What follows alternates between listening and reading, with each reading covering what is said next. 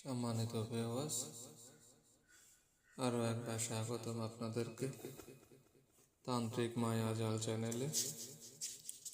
সম্মানিত ভিউয়ার্স, আজকের আলোচনার বিষয় হচ্ছে মির্গি রোগ ভালো হওয়ার তদবির সমূহ। মির্গি রোগ খুব খারাপ একটি রোগ। জন্মগতভাবে এই মির্গি রোগটা মানুষের শরীরে থেকে থাকে। পানি এবং আগুন এই দুইটা জিনিস ওই ব্যক্তির জন্য খুবই ভয়ঙ্কর। পানির সামনে গেলে তাদের মির্গি রোগ হয়ে যায়, আগুনের সামনে গেলে তাদের মির্গি রোগ হয়ে যায়। তো এই রোগ থেকে বাঁচার জন্য হয়তো অনেক ধরনের তদবির ব্যবহার করেছেন বা রেজাল্ট পেয়েছেন কিংবা রেজাল্ট পাননি। তো আজকে আমি এখানে যে নকশাটি দেখাচ্ছি, এই নকশাটি প্রয়োগ করে, নকশাটি ব্যবহার করে মির্গি রোগ থেকে রক্ষা পেতে পারেন।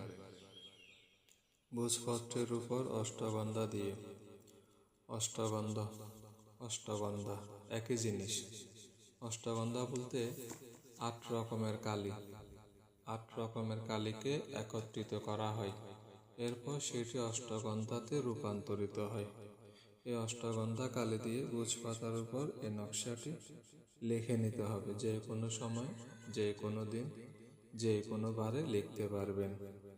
এবং নকশাতে যে ব্যক্তির জন্য নকশাটি লেখা হচ্ছে তার নাম লিখে দিবেন। এরপর রূপার মাদুলিতে পরে তাবিজটাকে ডান হাতের উপরে নিয়ে তাবিজ জাগ্রতকরণ করার মন্ত্রের সাহায্যে তাবিজটিকে জাগ্রত করে নেবেন। তারপর সেই তাবিজ যে ব্যক্তির নামে লেখা হয়েছে সেই ব্যক্তির গলায় ঝুলিয়ে দিতে হবে। এটি অতদিন পর্যন্ত গলায় থাকবে যতদিন পর্যন্ত সেই ব্যক্তিটি জীবিত আছে। এটা এমন নয় যে 3 মাস পরে ফেলে দিতে হবে, 6 মাস পরে ফেলে দিতে হবে। ব্যক্তিটা যতদিন জীবিত থাকবে ততদিন পর্যন্ত এই মির্গি রোগের তাবিজটি তার গলায় থাকতে হবে। এর ফলে সেই ব্যক্তি মির্গি রোগের মতো কঠিন রোগ থেকে মুক্তি পাবে।